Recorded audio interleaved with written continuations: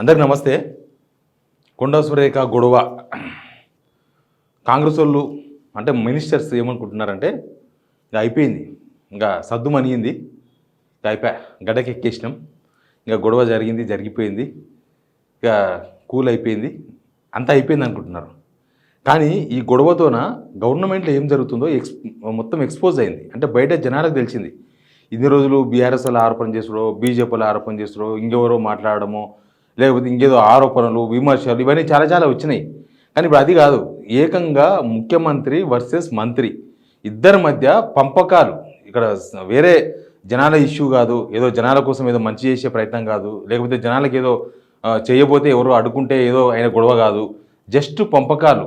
ఒక 300 కోట్ల రూపాయలు ఫైన్ వేసి అక్కడ నుంచి 100 కోట్లు గుంజారని కొండా సురేఖ, అందులో నుంచి ఆల్రెడీ 30 కోట్లు తీసుకున్నారు ముఖ్యమంత్రి వాళ్ళని, అదొక గొడవ. అసలు ఈ విషయంతోన గవర్నమెంట్ ఏం జరుగుతుంది, అసలు చీఫ్ మినిస్టర్ ఏం చేస్తున్నాడు, మినిస్టర్స్ ఏం చేస్తున్నారో మొత్తం విషయం మొత్తం ఎక్స్పోజ్ అయింది. ఇక్కడ గొడవ ఇంపార్టెంట్ కాదు, గొడవ తర్వాత ఏం జరిగింది అంటే ఈ గొడవ వల్ల ఏం బయటపడ్డది. దీంతోన చాలామంది ఎమ్మెల్యేలు ఏమంటున్నారంటే అసలు ఏంది గవర్నమెంట్ అంటే మినిస్టర్సే ఇట్లా కొట్లాడుతుంటే, ఇట్లా పైసల గొడవలు అన్నీ పెట్టుకొని రచ్చకి ఎక్కితే, రోడ్డుకి ఎక్కితే, నడి రోడ్డు మీద పడితే అర్ధరాత్రి పూట అసలు గవర్నమెంట్కి ఏమైనా ఇజ్జత్ ఉంటుందా? అసలు మేము జనాలకి ఏం సమాధానం చెప్పుకోవాలి?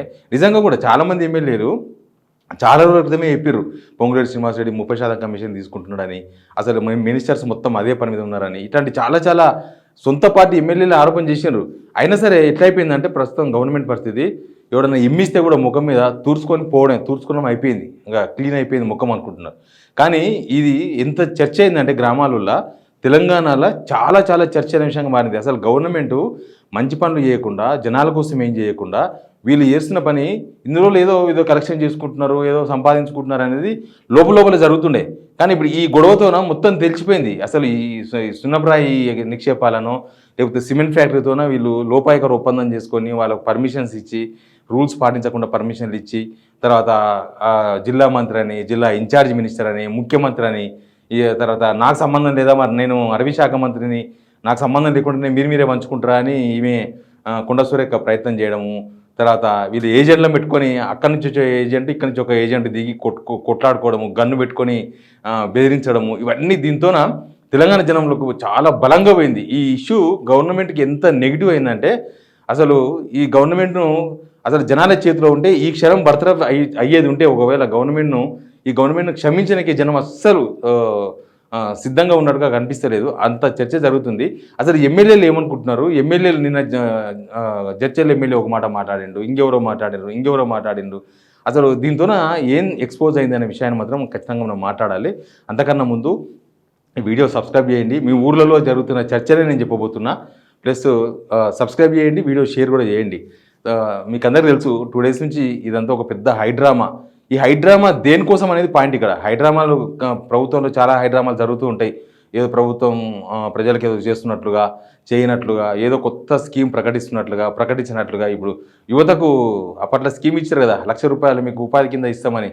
ఆ స్కీమ్ వచ్చిందా? రాలేదు. లబ్ధిదారుల ఎంపిక కూడా జరిగి అయిపోయింది. ఇప్పుడు 6 నెలలు అయిపోయింది. అసలు ఆ స్కీమ్ అటకెక్కిచ్చేసినారు.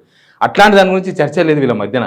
నీవేంది, నేనేంది, నీకెంత వచ్చింది, నాకెంత వచ్చింది, నీ శాఖలో నీవెంత పర్సంటేజ్ తీసుకున్నావు, నా శాఖలో నేనెంత పర్సంటేజ్ తీసుకోవాలి, మరి నా శాఖకు సంబంధం లేకుండా నువ్వెట్లా పర్మిషన్లు ఇచ్చినావు, అసలు ఈ డెక్కన్ సిమెంట్స్ వాళ్ళెట్లా తీసుకున్నారు, నాకెందుకు ఇవ్వలేదు, నా పర్సంటేజ్ నాకు ఎందుకు రాదు, నేను అటవీ శాఖ మంత్రి నాకెందుకు రాదని ఈమె రచ్చకెక్కడము. తర్వాత రేవంత్ రెడ్డి గారి తరఫున రోహిన్ రెడ్డి ఈ చర్చల్లో ఉండడము, రోహిన్ రెడ్డి తుపాకీ దీనిలో ఎక్స్పోజ్ కావడము, ఇవన్నీ కూడా జనాలకే కంపనం సృష్టించింది. నిజంగా కూడా ఊర్లలో ఈ విషయంతోన గవర్నమెంట్ అంటే ఏంది, అసలు ఈ గవర్నమెంట్ ఏం చేస్తుంది అనే విషయం మీద కంప్లీట్ ఒక అవగాహన వచ్చింది. ఇప్పుడు కొంతమంది చెప్తే వింటారు, అంటే చెప్తే అవునా అట్లా అవుతుందేమో అనుకుంటారు. కానీ ఇప్పుడు ఏకంగా అందరు కళ్ళతో చూసినారు ఈ ఇన్సిడెంట్తోన గవర్నమెంట్ ఏం జరుగుతుంది. ఈ బట్టి విక్రమార్క, కొండా సురేఖ బట్టి విక్రమార్కను కలిసింది కదా, బట్టి విక్రమార్క అంటాడంట ఏదో అయిపోయింది, ఇట్లాంటి జరుగుతుంటాయి, ఏదైనా గప్చుప్గా లోపల చేసుకోవాలి, కానీ ఇట్లా రోడ్డు మీద పడితే ఎట్లా అని ఆయన బుజ్జగించే ప్రయత్నం చేసినట్ట. మహేష్ కుమార్ గౌడ్ ఏమో ఇది పార్టీకి చెడ్డ పేరు వస్తుంది, మీరు ఇట్లాంటివన్నీ ఉంటే తిరచారణ చేసుకోవాలి, అంతా మనోళ్ళే కదా, మనోళ్ళే కూర్చొని పదురుకొని మాట్లాడుకోవాలి, మనమే చేసుకోవాలి, కానీ ఇట్లా రోడ్డు మీదకి ఎక్కితే రేపు మనకే నష్టం జరుగుతుంది, అంటే రేపు మనం పంచుకోనికి అవకాశం దొరకదని చెప్పి మహేష్ కుమార్ గౌడ్ చెప్తున్నాడంట. కానీ కాంగ్రెస్ పార్టీ కార్యకర్తలు ఏమనుకుంటున్నారు, కాంగ్రెస్ ఎమ్మెల్యేలు ఏమనుకుంటున్నారు, జనం కాంగ్రెస్ ఓట్లేసి గవర్నమెంట్ను తెచ్చుకున్న జనం ఏమనుకుంటున్నారు, ఇది చాలా ఇంపార్టెంట్ పాయింట్. ఇప్పుడు ఈ ఎపిసోడ్తోన ప్రభుత్వం పైన ప్రజలు ఒక నెగిటివ్ ఇంప్రెషన్ ఏర్పడ్డది. నేను అందుకే చెప్పేది, ఇన్ని రోజులేమో విన్నరు జనము, వీళ్ళు చెప్పంగా ఇప్పుడు ప్రత్యక్షంగా చూసిర్రు గవర్నమెంట్లో ఏం జరుగుతుందని. వీళ్ళకు ప్రజా సమస్యల కంటే ఎక్కువ ఇంట్రెస్ట్ అధికారం మీద, పదవుల పంచాయతీ, లేకపోతే వాటాలు, ఏ గ్రూపు మంత్రుల గ్రూపులు, తర్వాత ఏ కాంటాక్ట్లో ఎవరు ఎంత వాటాలు తీసుకుంటున్నారు, ఇట్లాంటి విషయాలు బయటికి రావడంతో జనాలకు కూడా తీవ్రమైన అసంతృప్తి వచ్చింది. ఇప్పుడు జనాలకు చేస్తున్నారు వీళ్ళు, జనాలకు ఏదో మంచి జరుగుతుంది, జనాలకు బాగా పనిచేస్తున్నారు అన్నప్పుడు ఇట్లాంటి పెద్దగా పరిగణలోకి తీసుకోకపోవచ్చు. కానీ ఇప్పుడు అది కాకుండా అసలు ప్రజలను, పాలనను ఇవన్నీ పక్కన పడేసి జస్ట్ పంపకాల కోసము, వీళ్ళ పంచాయతీలు, వీళ్ళ సంపాదన కోసము, వీళ్ళు వాటాల కోసము రోడ్ ఎక్కడ మీద చూస్తే అసలు ఈ ప్రభుత్వం ప్రజా ప్రయోజనాల కోసం కాకుండా జస్ట్ కాంట్రాక్టులు, వాటాలు, మంత్రిత్వము, మా శాఖలు మేము తినాలి, మీ శాఖలు మీరు తినాలి అనే ఒక విషయం మీద వీళ్ళు బాగా కాన్సన్ట్రేషన్ చేసినట్లుగా, ఈ వాటాల కోసం పోరాటం జరిగినట్టుగా చాలా క్లియర్గా కనబడుతుంది. ఇది ప్రభుత్వం పైన ప్రజల నమ్మకాన్ని దెబ్బతీసింది ఈ ఎపిసోడ్తోన. ప్రభుత్వం ఏదైనా సంక్షేమ పథకం అమలు చేస్తుందేమో, మా కోసం ఏమైనా చేస్తారేమో అనే దగ్గర నుంచి ఇక వీళ్ళు ఏం చెయ్యరు. ఇక వీళ్ళు ఎంతసేపటికి వీళ్ళ ఇల్లు చక్కబెట్టుకునే ప్రయత్నాల్లో ఉన్నారు, వీళ్ళు సంపాదన మీద దృష్టి సారించారు, వీళ్ళు మూటలు వెనకేసుకునే పనిలో పడ్డరు అనేది ఒక ఇమేజ్ వచ్చింది. వీళ్ళకి సేవ ఇంపార్టెంట్ కాదు, ప్రజాసేవలు ఇవన్నీ పైనకి మాట్లాడే ఉత్త మాటలే, కానీ వీళ్ళకి అదంతా ఇంపార్టెంట్ కాదు. వీళ్ళకి మొత్తం పైసలు, విషయాలు, దీన్ని కేవలం ఇదేదో కాంగ్రెస్ పార్టీలో ఉన్న గ్రూప్ రాజకీయాలు, లేకపోతే కాంగ్రెస్ పార్టీలో ఏదో మంత్రుల మధ్య ఆధిపత్య పోరు, అక్కడి వరకు మాత్రమే కాదు, దానికన్నా లోతుగా విశ్లేషిస్తే ఇందులో జనమేంగిల్ ఏం లేదు. జస్ట్ వీళ్ళ పర్సనల్గా డబ్బులు సంపాదించాలని ఒక ప్రయత్నం తప్ప వేరే ఏం కనబడతలేదు. కాంగ్రెస్ పార్టీ ఎంత బలహీనంగా ఉందో ఇప్పుడు ఈ సిచ్యువేషన్ తర్వాత మరింత బలహీన పడే వాతావరణం ఒకటి కనిపిస్తుంది. ఇక రేవంత్ రెడ్డి సీనియర్ నేతలు, పాత నేతలు, కొత్త నేతలు ఏం లేదు, అందరూ ఒకటే పని మీద ఉన్నారు. అందరూ ఎక్కడక్కడ వాటాలు షేర్ చేసుకునే పనులు ఉన్నారు. అందరూ పదురుకొని వాటాలు షేర్ చేసుకున్నట్టుగా చాలా క్లియర్గా అర్థమవుతుంది. ఇప్పుడు వీళ్ళ మంత్రి పదవులు కూడా జనాల కోసం కాదు, వీళ్ళ మంత్రి పదవులు కూడా జస్ట్ వాటాల కోసం, కాంట్రాక్టుల కోసం గొడవలు పడుతున్నారు. ప్రజా సమస్యలు ఎవ్వరికీ ఇంట్రెస్ట్ లేదు. అరే ఎన్ని సమస్యలు ఉన్నాయి ప్రజా సమస్యలు. ఒక పక్క రాష్ట్రం ద్రవ్యోల్బణం మైనస్లా వచ్చేసింది, జనాల కొనుగోలు శక్తి పడిపోతుంది, జనాల డబ్బులు తగ్గిపోతున్నాయి, రియల్ ఎస్టేట్ పడిపోయింది, ప్రభుత్వానికి వచ్చే ఇన్కమ్ తగ్గిపోయింది, ప్రభుత్వానికి కనీసం తెలంగాణ ప్రభుత్వానికి అప్పులు ఉంటే పరిస్థితి లేదు. ఇట్లాంటి విషయాలు చాలా ఉన్నాయి. ఉద్యోగాలు, రైతుల సమస్యలు, ప్రాజెక్టులు ఇవన్నీ ఎక్కడెక్కడ ఆగిపోయినాయి. ఇవన్నీ పక్కన పడేసి వీళ్ళు వాటాల కోసం, డబ్బుల కోసం ఒకరి మీద ఒకరు కత్తులు చూసుకునే సిచ్యువేషన్ చూస్తే అసలు నిజంగా కూడా ఎమ్మెల్యేలు ఏం చెప్పుకుంటారు జనాలకి. ఇప్పుడు జనాల్లోకి పోయేది ఎమ్మెల్యేలే. ఈ మినిస్టర్లు ఎక్కడ పోరు, వాళ్ళ కాన్స్టిట్యున్సీ తప్ప. ముఖ్యమంత్రి ఆయన కాన్స్టిట్యున్సీ కూడా పోడు. ముఖ్యమంత్రి జస్ట్ ఆయన జూబ్లీస్లో ఉంటాడు తప్ప, లేకపోతే కమాండ్ కంట్రోల్ రూమ్ పోవడం, లేకపోతే ఏదో హెలికాప్టర్ వేసుకొని సాగుబతులకు పోరాడడం తప్ప ఈయన డైరెక్ట్గా జనాలు కలిసే పరిస్థితి లేదు. అసలు జనాల ఫేసు, జనాలకి ఎట్లా ముఖం చూపాలి, వీళ్ళు జనాలకి ఏం సమాధానం చెప్పాలి, జనాల్లో ఉన్న చర్చకు ప్రభుత్వం సమాధానం చెప్పాలి కదా. ఇక్కడ ఏదో అయ్యింది, అయిపోయింది, ఇంకా కొండ సురేఖ చల్లబడ్డది, లేకపోతే ఇంకా వాటాలు కొండ సురేఖకు వచ్చేసిన వాటాలు రేవంత్ రెడ్డి ఇస్తాన్నాడు కాబట్టి గొడవ అయిపోయింది, లేకపోతే ఇంకా వాటాలు సర్దుబాటు అయిపోయినాయి, ఎవరి వాటా వాళ్ళకి వచ్చేసింది కాబట్టి గొడవ అయిపోయింది. ఇది కుటుంబ సమస్య కాదు, సేమ్ టైం ఒక బిజినెస్ పార్ట్నర్స్ మధ్య ఉన్న సమస్య కూడా కాదు. ఇది రాష్ట్ర ప్రజల వ్యవహారం. ఇది రాష్ట్రంలో ఏం జరుగుతుందని తెలుసుకున్న వ్యవహారం కాబట్టి దీనికి ప్రభుత్వం ఖచ్చితంగా ఆన్సర్ చేయాలి. పోలీసు వాళ్ళు అయితే ఇప్పటిదాకా రెస్పాండ్ కాలేదు. ఆల్మోస్ట్ గొడవలంతా జరిగిపోయి 48 hours అయిపోయింది. ఆ తుపాకీ ఇష్యూ ఇప్పటిదాకా తెలుసలేదు. అసలు ఈ సిమెంటు, డెక్కన్ సిమెంట్ వాళ్ళ గొడవ ఏందో ఇప్పటిదాకా ప్రభుత్వం ఆన్సర్ చేయలేదు. అసలు ఈ విషయంలో పోలీసులు ఇప్పటిదాకా కనీసం ఒక కేసు కూడా బుక్ చేయలేదు. తుపాకీ ఎవరిదో కూడా చెప్పలేదు పోలీసులు. సేమ్ టైం ఈ గొడవలంతా ఎంత జరుగుతున్నా కూడా ప్రభుత్వం ఇప్పటిదాకా క్లారిటీ ఇవ్వలేదు. ఇక్కడ రేవంత్ రెడ్డి లీడర్, ఒక గుంపు మేస్త్రి అని చెప్పుకున్నారు కదా ఆయన. అసలు గుంపు మేస్త్రి కూడా కాదు.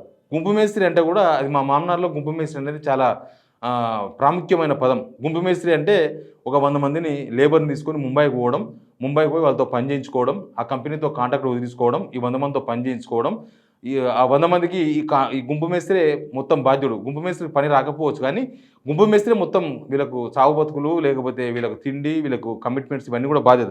ఆ గుంపు మేస్త్రి పాత్ర కూడా ఈయన సరిగా పోషించలేకపోతున్నాడు అనేది చాలా క్లియర్గా అర్థమవుతుంది. ఇంకోటి అంటే రేవంత్ రెడ్డి లీడర్షిప్. రేవంత్ రెడ్డి ఇన్ని రోజులు నీతులు మాట్లాడాడు కానీ ఇప్పుడు ఆ నీతి ఎక్కడుంది అనేది ఒక క్వశ్చన్ రేజ్ అయింది. అసలు రేవంత్ రెడ్డి ఆయన వ్యక్తిగత వ్యవహారాల మీద ప్రతిపక్ష నేతలు చాలా చాలా ఆరోపణలు చేసినారు. మొత్తం తెలంగాణ దోచుకుంటున్నారని, లేకపోతే తెలంగాణను దోచుకోవడానికి ఈయన వచ్చిండని. అసలు ప్రభుత్వానికి అనుసంధానంగా ఇంకొక ప్రభుత్వం నడుపుతున్నాడు. దాన్ని మొత్తం సంపదను, తెలంగాణ సంపదను కొల్లగొట్టడానికి ప్రయత్నం చేస్తున్నారని. ఇప్పుడు ఈ ఎపిసోడ్ తర్వాత మంత్రులు కాదు, ముఖ్యమంత్రి వర్సెస్ మంత్రి కదా. అంటే ముఖ్యమంత్రి కూడా వాటాలు తీసుకుంటున్నాడు. ముఖ్యమంత్రికి వాటా ముఖ్యమంత్రికి పోతుంది. ప్రతి విషయంలో వీళ్ళు షేర్స్ చేసుకుంటున్నారు. వీళ్ళు ఎవరి డబ్బులన్నీ వస్తాయి. ఆ డబ్బుల మీద ఏ శాఖ మంత్రికి ఎంత పోవాలో అంత పోతుంది. ఆ శాఖ మంత్రి పోవాలి. లేకపోతే ఇట్లాంటి గొడవలు జరుగుతాయి అనేది ఈ ఎపిసోడ్తోన అర్థమైంది మొత్తం. ఇప్పుడు రేవంత్ రెడ్డి లీడర్షిప్ మీద కూడా చాలా క్వశ్చన్స్ రేజ్ అవుతున్నాయి. అసలు లీడర్షిప్ ఇంకేమున్నది? ఇక అందరూ ఇప్పుడు రేవంత్ రెడ్డి అనేది మిగతా మంత్రులందరినీ మేనేజ్ చేయాలి. మరి వాళ్ళ అవినీతికి పాల్పడితే రేవంత్ రెడ్డి వాళ్ళందరినీ అట్టెట్లా అవినీతికి పాల్పడతారా అని చెప్పాలి. రేవంత్ రెడ్డే అవినీతికి పాల్పడితే, రేవంత్ రెడ్డే వీళ్ళలో షేర్స్ అయితే, రేవంత్ రెడ్డి దీనిలో పార్ట్నర్షిప్ అయితే, రేవంత్ రెడ్డే కంపెనీ దగ్గర డబ్బులు తీసుకున్నాడంటే అసలు ఈ ఎపిసోడ్ మీద రేవంత్ రెడ్డికి కూడా ఇప్పటిదాకా ఆన్సర్ లేదు. ఉత్తుత దానికి వచ్చి ప్రెస్ మీట్ పెడతాడు. ఈ విషయంలో కనీసం ప్రెస్ మీట్ కూడా పెట్టలేదు రేవంత్ రెడ్డి. కనీసం ప్రెస్ నోట్ కూడా లేదు. రేవంత్ రెడ్డి ప్రెస్ మీట్ లేక చాలా రోజులు అయింది. ఈ ఎపిసోడ్ తర్వాత అయితే నిజంగా రేవంత్ రెడ్డి ముఖం కూడా చూపించే పరిస్థితి ఉండకపోవచ్చు. రేవంత్ రెడ్డి చెప్తే కూడా జనం వినే అవకాశం కూడా లేదు. రేవంత్ రెడ్డి కూడా దీనిలో పాత్రదారుడు, ముఖ్యమంత్రి పాత్రదారుడు అన్న తర్వాత ఇంకా మంత్రులది ఏముంది, ఎమ్మెల్యేలది ఏముంది, గవర్నమెంట్ది ఏముంది, కార్యకర్తలది ఏముంది? పాపం ఈ ప్రభుత్వం రావాలని కష్టపడిన కార్యకర్తలు మాత్రం ఇప్పటికీ అదే ఆకలితోనే ఉన్నారు. అదే ఎదురుచూపులు ఉన్నాయి, మా ప్రభుత్వం మాకు ఏమైనా చేస్తుందేమో అని. వాళ్ళ పని అట్లే అయిపోయింది, సైడ్కి అయిపోయింది. ఇప్పుడు మంత్రులందరూ కూడా, ఎమ్మెల్యేలు తర్వాత కార్యకర్తలు అసలు ఏం జరిగిందని తెలుసుకునే ప్రయత్నం చేస్తున్నారు. ఏంది వీళ్ళ వాటాల పంచాయతీ ఏంది, వీళ్ళ వ్యవహారం ఏంది, అసలు ఇంత దారుణంగా కూడా ప్రభుత్వం అంటే, ఇంత ప్రజాపాలన అని చెప్పుకొని ఇంత దారుణంగా వీళ్ళు షేర్ చేసుకుంటూ డబ్బులు పంచుకుంటున్నారా, వాటాలు వేసుకుంటున్నారా అనే విషయం మాత్రం కాంగ్రెస్లోనే ఒక పెద్ద చర్చ అయింది. ఇంకా తెలంగాణలో ఎంత పెద్ద చర్చ అయిందో మీకు అందరికీ తెలుసు. మీరేమనుకుంటున్నారో కూడా కింద కామెంట్ బాక్స్లో కామెంట్ చేయండి. Please subscribe signal TV.